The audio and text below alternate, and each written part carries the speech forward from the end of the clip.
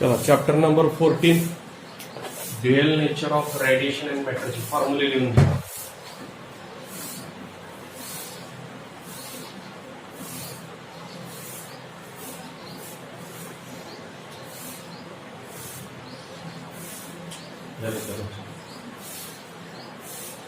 चला झाले का फॉर्म्युले लिहून? एक्झाम्पलचं असं नाव टाका. लिहा पहिले गणित.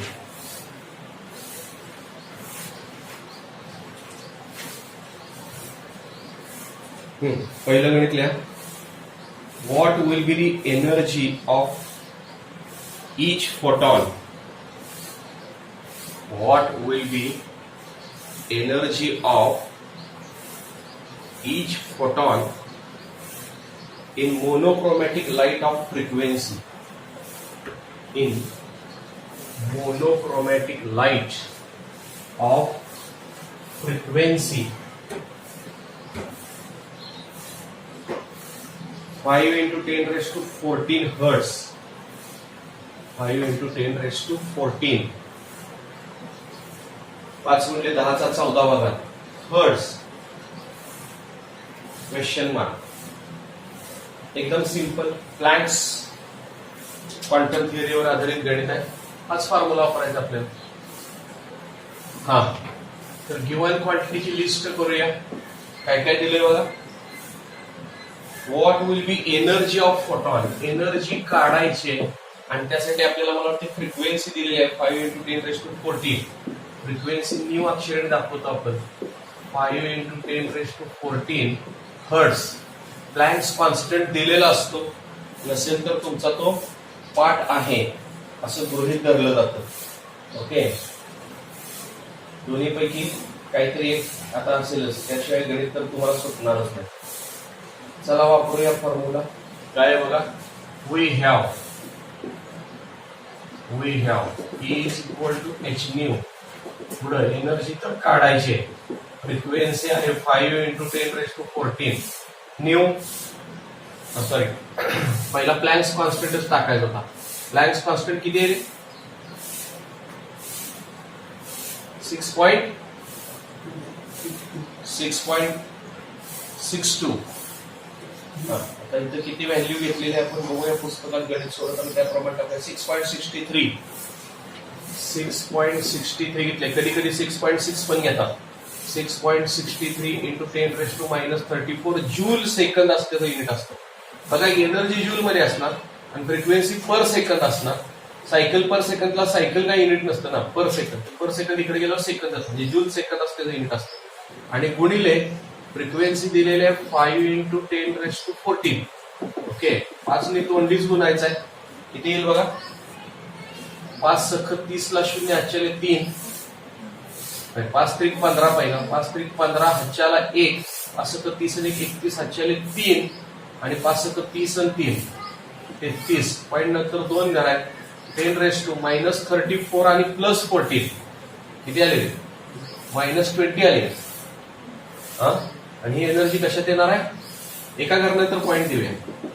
हा, 3.315 into 10 raised to अंक लहान केला, पॉवर वाढवा म्हणजे 19 आली आणि हे उत्तर येणार आहे जूल मध्ये. चला लिहा.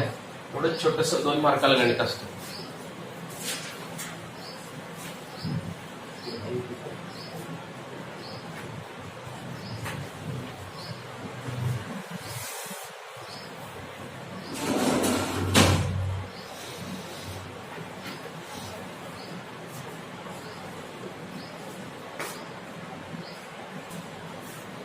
चला दुसरं गणित घ्या.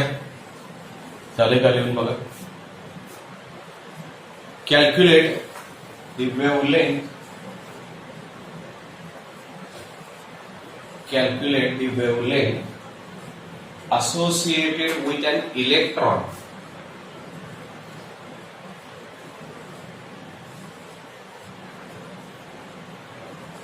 associated with an electron comma, its a momentum and speed. Its a momentum and speed when it is accelerated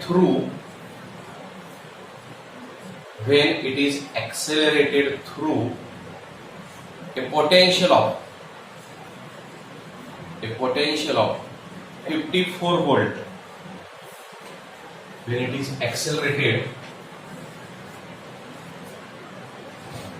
through a potential of 54 volt.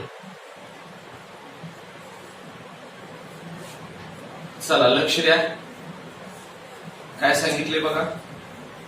Calculate wavelength associated with an electron. इलेक्ट्रॉनची wavelength काढायची.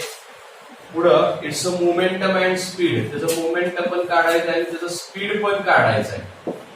Okay. पुढं हे speed V म्हणजे speed आहे बरं, त्याचं speed V काढायचं आहे. पुढं when it is accelerated through potential. आता ह्या पोटेन्शियल साठी पण व्हीच अक्षर वापरतो आपण, म्हणून इथं मी मुद्दामून स्पीड लिहिलं. आणि पोटेन्शियलला कॅपिटल व्ही काढू आपण. ह्या व्हीला छोटीशी गाठ देऊ आपण. हा, पोटेन्शियल किती 54 व्होल्ट आहे. त्याने मगाशी फॉर्म्युला तुम्हाला लिहून दिला इलेक्ट्रॉनच्या वेवलेंथचा. हा, wavelength of electron is given by, अर्थात ही डी ब्रॉग्लीज वेवलेंथ असते. Wavelength of electron is given by, हा काय आहे वेवलेंथचा फॉर्म्युला? ते नॅनोमीटर मधला आहे बघा. 1.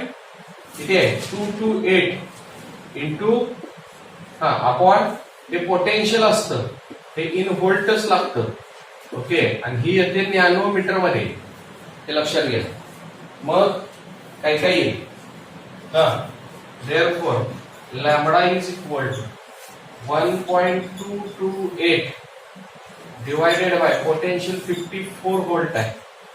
आता याचं स्क्वेअर रूटच बघावं लागेल आणि येणार उत्तर नॅनोमीटर मध्ये येणार आहे. चला स्क्वेअर रूट सांगताय मला. 54 चं स्क्वेअर रूट सांगा पटकन.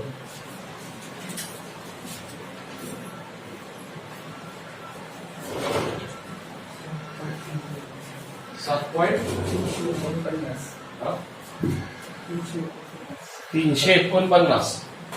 7.349. बरं, आता लॉग टेबलनीच केलं पाहिजे. हा, लॉग ऑफ 1.228. चला सांगा लॉग 0 पॉइंट समथिंग येईल. थोडं लॉग ऑफ 7.349 0 पॉइंट समथिंग येईल. सांगा 12/2 8 मध्ये.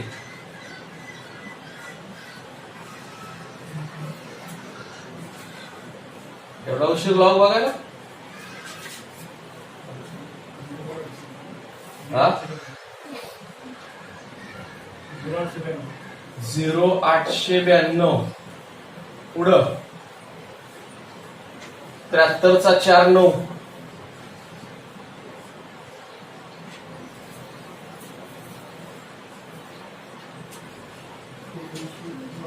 चौऱ्याऐंशी 86 72 62.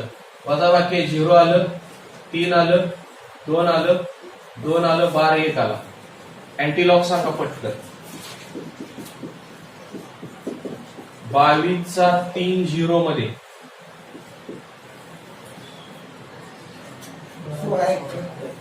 16 0 पॉइंट येईल. आता 12 वर आहे म्हटल्यावर 1671.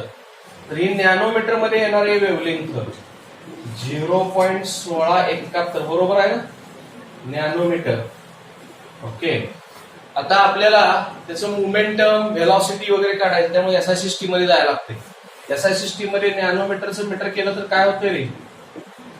हा, 10⁻⁻9 घ्यावं लागेल, मग हे मीटर येईल. राहू दे मीटर मधलं पण. हा, आता काय काय काढायचंय बघा. नाव, हा, मोमेंटम आणि स्पीड काढायचं आहे. तर डी ब्रॉग्लीज हायपोथेसिस वापरावं लागेल आपल्याला. हा, डी ब्रॉग्लीज हायपोथेसिस नुसार we have lambda is equal to काय असतं? H/P असतं. याच्यावर मोमेंटम येतं बघा लगेच. हा, therefore P is equal to H upon lambda, म्हणून तर मी लॅमडा मीटर मध्ये करून घेतला. हा, तर एच प्लँक्स कॉन्स्टंट 6.63 इंटू 10⁻⁻34 असतं आणि लॅमडा आत्ताच आलाय 0.1671 इंटू 10⁻⁻9 आहे. एका घरानंतर मला वाटते पॉईंट दिलेला बरा पडेल. हा, 6.63 10⁻⁻34 एका घरानंतर पॉईंट दिला तर अंक वाढवला, पॉवर लहान करा म्हणजे -10 झाली. ह्या दोघांनी वजाबाकी येईल. 6.63 10⁻34 आणि अधिक 10 -24 आलं, डिवायडेड बाय 1.671. ओके, परत लॉग टेबलनी कॅल्क्युलेशन करावं लागेल मोमेंटम काढताना. काय येईल बघा बरं. लॉग ऑफ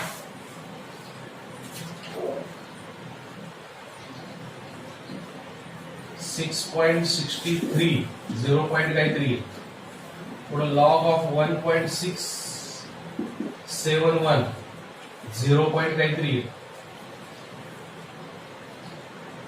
हा, 66चा 3 8215, पुढे 16चा 7 1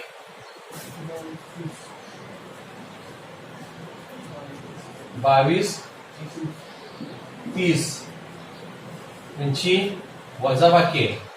5 आलं, इथं 11तून 3 गेले 8 आले, हातच्या 1 गेला, 11तून 2 गेले 9 आले, पुढे हातचा गेला की 7 मधनं 2 गेले 5 आले, हातचा 1 गेला त्यामुळे 12 1 आला.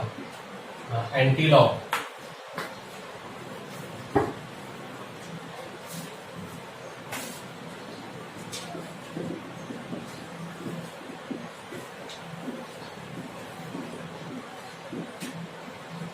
59चा 8 5 40 60 एका घरानंतर पॉईंट आहे म्हणल्यावर एक कॅरेक्टरिस्टिक आहे म्हणल्यावर 2 घरानंतर पॉईंट द्यावा लागेल. 40.60 काय आलंय 10⁻⁻24 आलंय. एका काय झालं 12 1 आहे म्हणजे 0 पॉईंट होणार आहे, 0.4060 होणार आहे, 0.4060 आहे.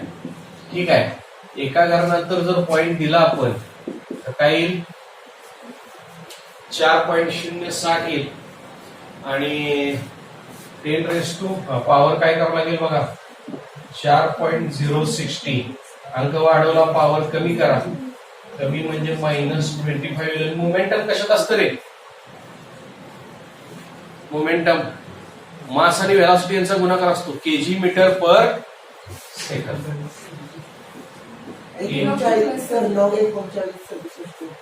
कशाचा लॉग असं कसं सांगितलंय 3967 येतोय काय 68.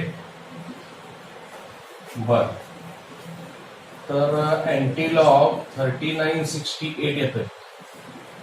याप्रमाणे चेंज केलं तर किती येणार आहे ते 3.968 into 10⁻⁻25 KG metre per second. आता फक्त काय राहिले आपल्याला स्पीड काढायचं राहिले. बरोबर आहे, स्पीड कसं काढणार 9. हा, तर मोमेंटम म्हणजे काय आहे रे. मोमेंटम म्हणजे मास आणि व्हेलॉसिटी यांचा गुणाकार आहे. तर मग व्हेलॉसिटी काय येईल, व्हेलॉसिटी म्हणजे काय येईल मोमेंटम अपॉन मास येईल. ओके,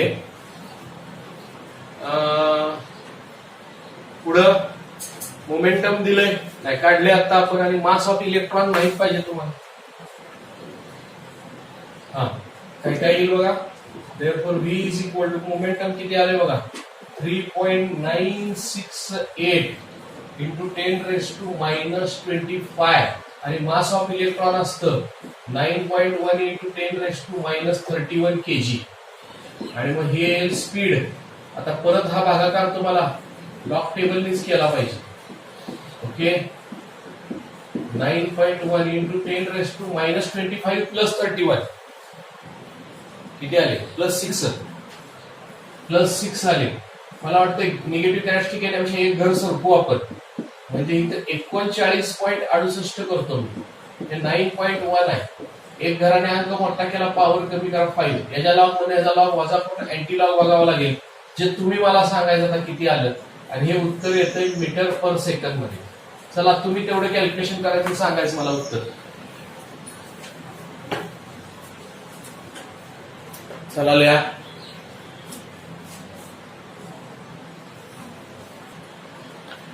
हा पहा, इथं लॉगची वजाबाकी चुकली आहे, हातचा गेला नव्हता. इथं 0 वजा 0 0 पाहिजे, बार 1 झालंय.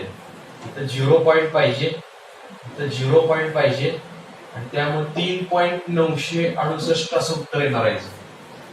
याचं उत्तर किती येणार आहे?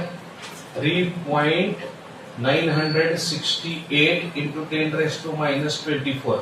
आणि मोमेंटम असल्यामुळं kg मीटर पर सेकंद इथंच उत्तर येते. ओके, हा तेवढं दुरुस्त करा.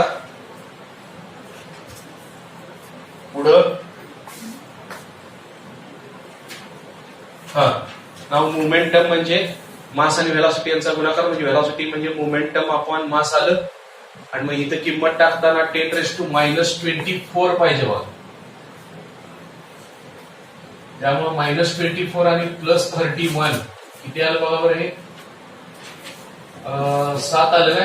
10⁻7 आणि परत एक घर इकडे सरकवला तर 10⁻6. बरोबर आहे का बघा आता हे. किती उत्तर आले सांगा मला त्याचं पटकन. केलं नाही का?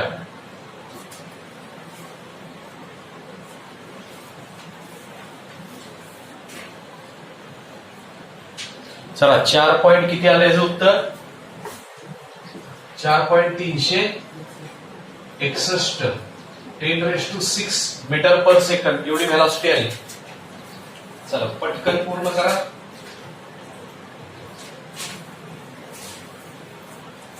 डायरेक्ट लिहा ते. नेक्स्ट एक्झाम्पल सेम असंच तुमच्यासाठी घ्या. आता यातच खरं बी आकडा दिलाय तर मी वेगळी गणित करून देतोय. कॅल्क्युलेट कितवं गणित आहे? तिसरं तुमचं. Calculate the wavelength associated with an electron. Wavelength associated with an electron, it's a momentum and speed. It's a momentum and speed when it is moving with kinetic energy of, when it is moving with kinetic energy of 150 electron volt. When it is moving with kinetic energy of 150 electron volt. यावेळेस kinetic energy दिलेली आहे. का सोडवायचं तर सोडवूया का तुम्ही सोडवणार? काय सांगा मला पटकन. हा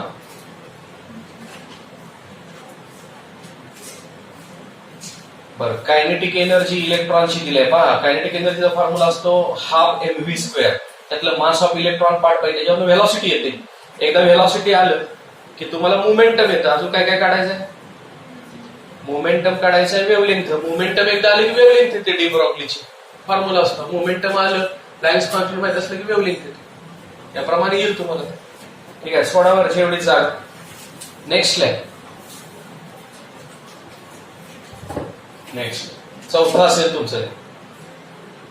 de Broglie wavelength associated with.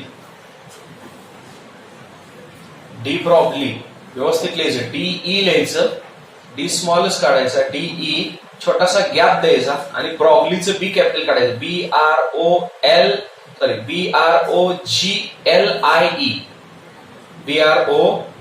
BROGLIE. De Broglie wavelengths.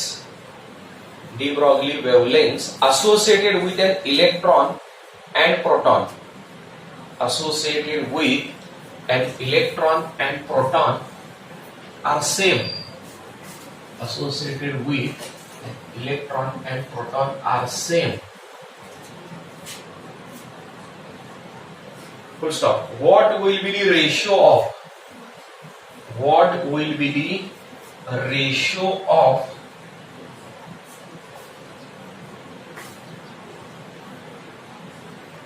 number one, their momenta, their THEIR, their momenta. मोमेंटमचं अनेक वचन असतं momenta, MOMENTA, momenta. Number two, their THEIR, their kinetic energies, their THEIR लिहिता ना, their kinetic energies. हा काय सांगितले बघा, de Broglie's wavelength associated with electron and proton are same. और डी ब्रॉग्लीज वेवलेंथ इलेक्ट्रॉनची आणि असोसिएटेड विथ प्रोटॉन सेम आहे. ओके, तर पुढे काय विचारले, हा what will be ratio of their momenta, व त्यांचा मोमेंटम म्हणजे पी अक्षराने दाखवतो. इलेक्ट्रॉनचं क्रम महत्वाचा आहे. आता देअर म्हणजे ओळीनेच घ्यायचं, ते आधी इलेक्ट्रॉनचं दिले, इलेक्ट्रॉनचं मोमेंटम आणि प्रोटॉनचं मोमेंटम यांचा रेशो विचारलाय. आणि कशाचा रेशो विचारलाय, कायनेटिक एनर्जी. हा कायनेटिक एनर्जी इलेक्ट्रॉनची आणि कायनेटिक एनर्जी प्रोटॉनची यांचा रेशो विचारला. तर पहिल्यांदा आपल्याला डी ब्रॉग्लीच्या वेव्हलेंथचा फॉर्म्युला लिहिला पाहिजे. हा वी हॅव काय formula, lambda is equal to H upon P. मग हा फॉर्म्युला दोन केसेससाठी लिहायचा.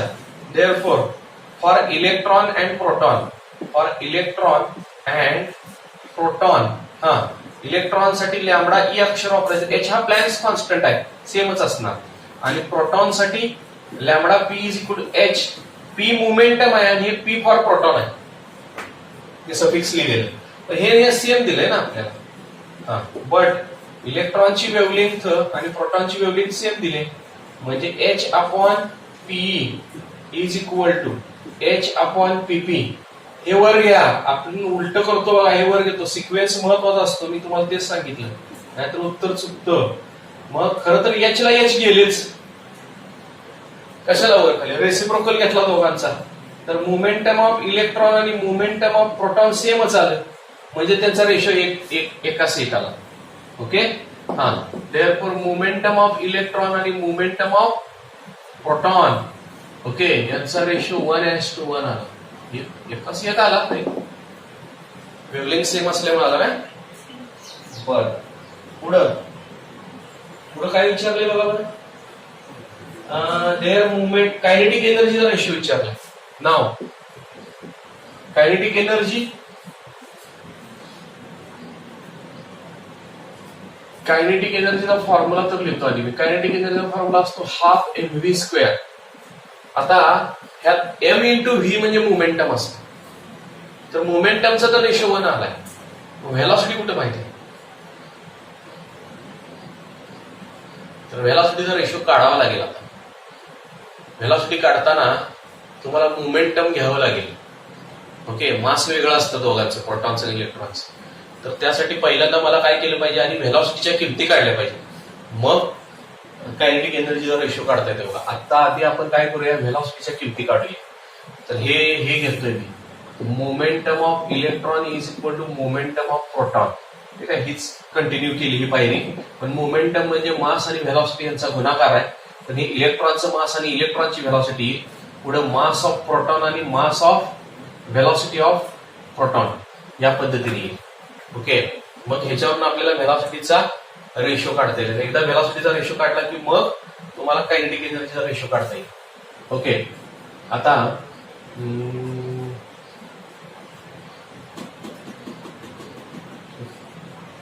मास ऑफ इलेक्ट्रॉन टाकावं. एक मिनिट, रेशो तर आधी घेऊया. व्ही हा व्हीपी इकडं आला, is equal to mass of proton divided by mass of electron. आता तुम्हाला ह्या किमती पाठ पाहिजे बघा. मास ऑफ इलेक्ट्रॉन मगाशीच घेतलं होतं आपण, 9.1 इंटू 10⁻⁻31 kg असतं. मास ऑफ प्रोटॉन बघा जरा किती, टॉप टेबल पाठीमागे दिलेलं असतं, पण हे व्हॅल्यू पाठ पाहिजे बरं का. हा मास ऑफ प्रोटॉन किती 1.67 इंटू 10⁻⁻27. तर हा रेशो घेतला की तुम्हाला व्हेलॉसिटीचा रेशो येणार आहे, इलेक्ट्रॉन टू प्रोटॉन. ओके, इलेक्ट्रॉनची व्हेलॉसिटी आणि प्रोटॉनची व्हेलॉसिटी.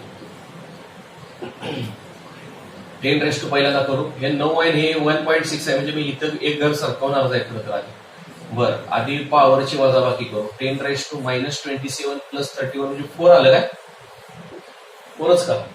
हा, आणि हे 9.1 एक घर सरकूया इकडं, म्हणजे निगेटिव्ह कॅरेक्टरिस्टिक येत नाही. तर velocity of electron divide by velocity of proton आली 16.7 इंटू 10⁻³ आलं आता ते, आणि हे 9.1. ह्यांचा भागाकार लॉग टेबलनीच केला पाहिजे. मला कॅल्क्युलेटरवर सांगा डायरेक्ट. हा, 16.7 ला 9.8 ने भागायचं, उत्तर सांगायचं.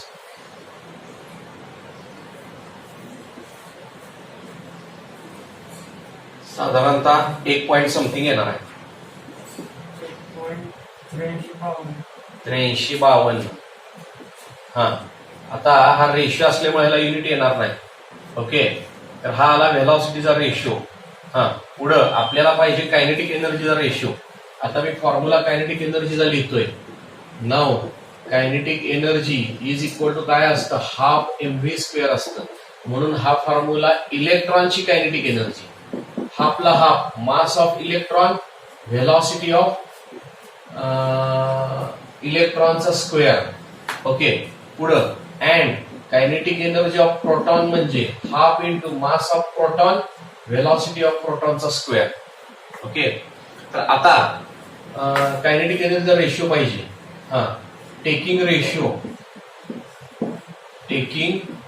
Ratio kinetic energy of electron divided by kinetic energy of proton. तर half mv² divided by half mvp². हाफला हाफ कॅन्सल झाले. आता परत एकदा मास आणि व्हेलॉसिटी टाकत बसायचं का? काही गरज नाही. मी इथं काय करणार आहे बघा, ह्या व्हेलॉसिटीची फोड करणार आहे, तर कॅल्क्युलेशन सोपं जाईल ना. हा, तर पहा, मास आणि व्हेलॉसिटी म्हणजे मोमेंटम असतं.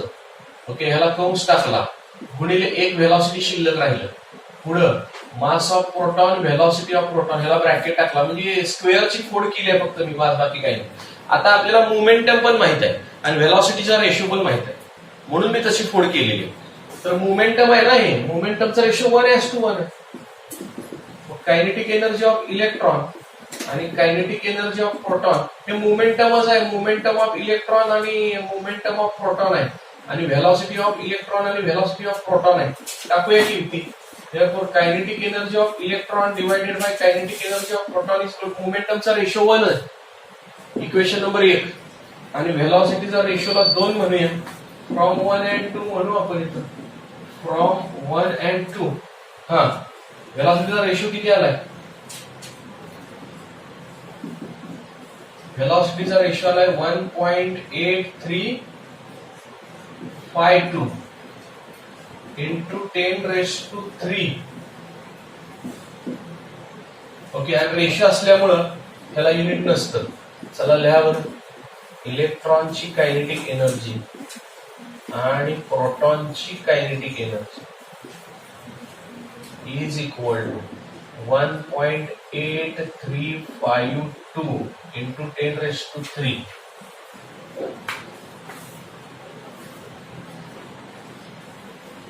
चला लिहा पटपट.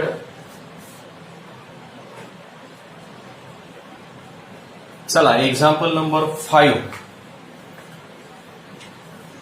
हा, dual nature of radiation and matter मधलं एक्झाम्पल नंबर 5 लिहा. What is the speed of proton? What is the speed of proton having de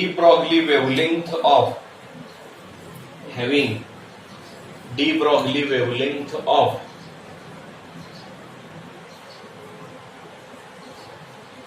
0.08 angstrom minute.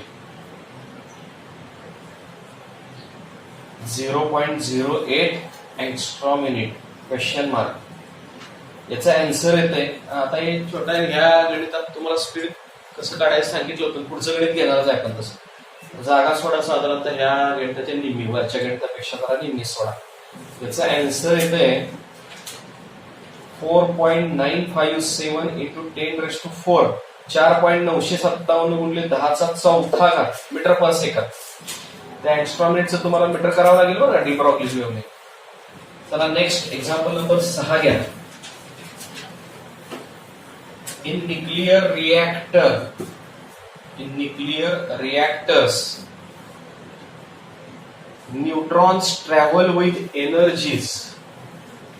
Neutron, व्यवस्थित लिहिलं, NEU लिहायचं neutron, TRONS. Neutrons travel with energies.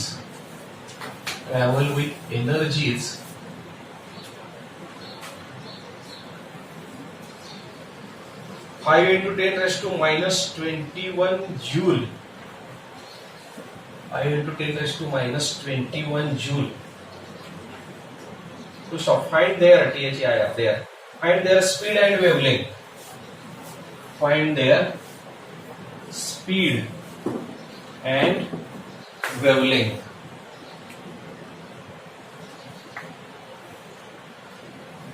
Find their speed and wavelength. काय काय दिले बघा. Nuclear reactor मध्ये neutron travel with energy. Energy दिली आहे न्यूट्रॉनची. एनर्जी किती दिले? 5 into 10⁻⁻21 आहे का? 5 into 10⁻⁻21 जूल. आता एनर्जी म्हणजे कायनेटिक एनर्जीच असणार आहे. पुढे find their speed and wavelength. Speed पण काढायचं आहे, स्पीड काढायचं आहे आणि वेव्हलेंथ काढायची. ओके, तर हा न्यूट्रॉन आहे. आता न्यूट्रॉनचं मास माहित असावं लागेल तुम्हाला, तरच बघा इथं येणार आहे. तर energy is equal to H nu असते, त्याच्यावरनं फ्रिक्वेन्सी निघेल, फ्रिक्वेन्सीवरनं वेव्हलेंथ निघेल, वेव्हलेंथवरनं तुम्हाला व्हेलॉसिटी पण काढता येईल. पहा, वी हॅव का डायरेक्ट डी ब्रॉग्लीच्या वेव्हलेंथचा फॉर्म्युला वापरायचा. डी ब्रॉग्लीच्या वेव्हलेंथचा फॉर्म्युला काय असतो? H/P असतो. पण P म्हणजे मास आणि व्हेलॉसिटी यांचा गुणाकार आहे. व्हेलॉसिटी पण माहित नाही, वेव्हलेंथ पण माहित नाही. मग हा फॉर्म्युला डायरेक्ट आधी वापरताच येणार नाही आपल्याला. आपल्याला पहिल्यांदा प्लँक्स क्वांटम थिअरीनुसार आलेला फॉर्म्युला वापरावा लागेल. E is equal to H new.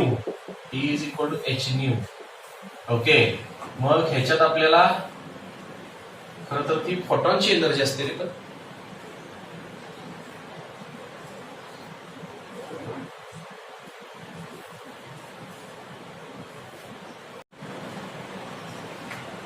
पण बट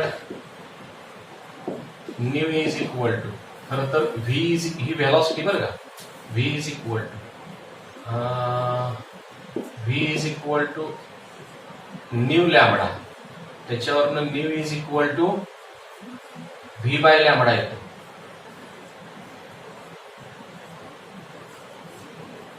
आता व्हेलॉसिटी पण माहित नाही.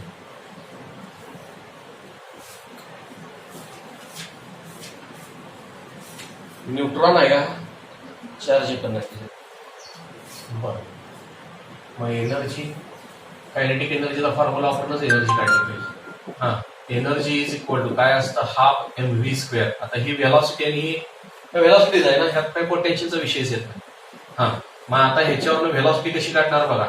तर v² is equal to 2e by m आलं. m इकडे डिवाइड बाय गेलं, 2 मल्टिप्लाय केलं, म्हणजेच व्हेलॉसिटी किती आली?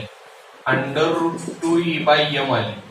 हा, म्हणजेच व्हेलॉसिटी किती आली बघा? √2 इंटू एनर्जी आहे 5 into 10⁻⁻21. मास ऑफ प्रोटॉन सांगा जरा मला किती? न्यूट्रॉन आहे, न्यूट्रॉन. लॉग टेबलला पाठीमागच्या पानावर असते. नंतर हे पाठ पण पाहिजे तुमचं. हा, 1.675 इंटू 10⁻⁻27. प्रोटॉनचा न्यूट्रॉनचा जरा फक्त फरक असतो, त्यामुळे -27 तर येणारच आहे. पुढं therefore velocity is equal to, बघा 5 दोन्ही 10 करणार आहे मी. 10 इंटू 10⁻21 आणि -27 वर गेले तर +27 झाले. 21 प्लस 27 6 आले काय? 6 आले आणि 1.675 पुढं 10⁻⁶ स्क्वेअर रूट येतं 10⁻3 पुढं याचा रेसिप्रोकल बघताय. हा रेसिप्रोकल सांगा मला पटकन, नसेल तर डायरेक्ट मला कॅल्क्युलेटर वर करून सांगा. 10 ने ह्याला भागायचं त्याचं स्क्वेअर रूट बघायचं. 10⁻3 बाहेर लिहितो मी, डायरेक्ट 10 ला हिनं भागा त्याचं स्क्वेअर रूट सांगा मला पटकन. आणि ही जी व्हेलॉसिटी येणार आहे ती मीटर पर सेकंड मध्ये येणार आहे. 10/1.675 करायचं आणि त्याचं स्क्वेअर रूट काढायचं.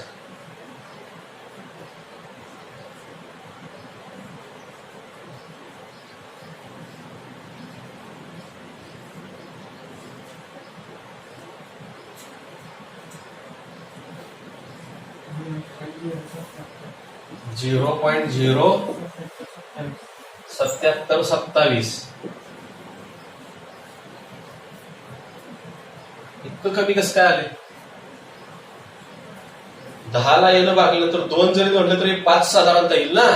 5चं स्क्वेअर रूट साधारणतः 2 पॉईंट समथिंग यायला पाहिजे. काय तर चुकतंय. 10 डिवाइड बाय एवढं केलं का, आणि जो काय आकडा आहे त्याचं स्क्वेअर रूट काढायचं.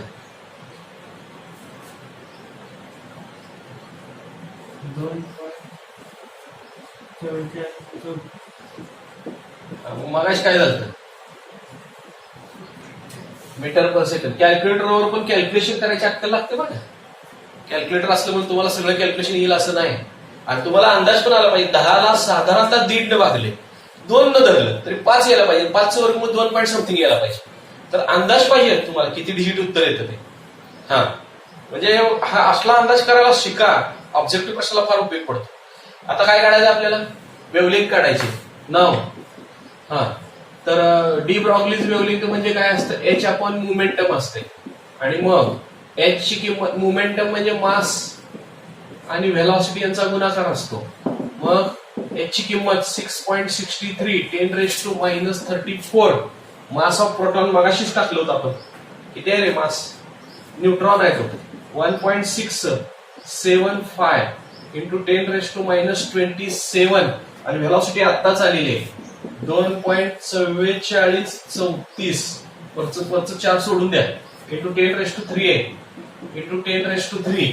हा तो भागाकार करा तेवढा. अगोदर हा गुणाकार करायचा किंवा ह्याला ह्यानं भागायचं, इज इक्वल टू करायचं, परत ह्यानं भागायचं आलेल्या उत्तराला. असं कॅल्क्युलेटरवर कॅल्क्युलेशन करावं लागतं ते. तर 6.63 10 बघा 27 हे वरती लिहितो, प्लस 27 झाले -3 झाले, डिवायडेड बाय 1.675. पुढं 2.443 म्हणजेच लॅम्बडा किती येणार बघा. ह्याचं काय असेल ते उत्तर सांगा मला. आणि 10⁻⁻34 -3 -37 प्लस 27 -10 आलं.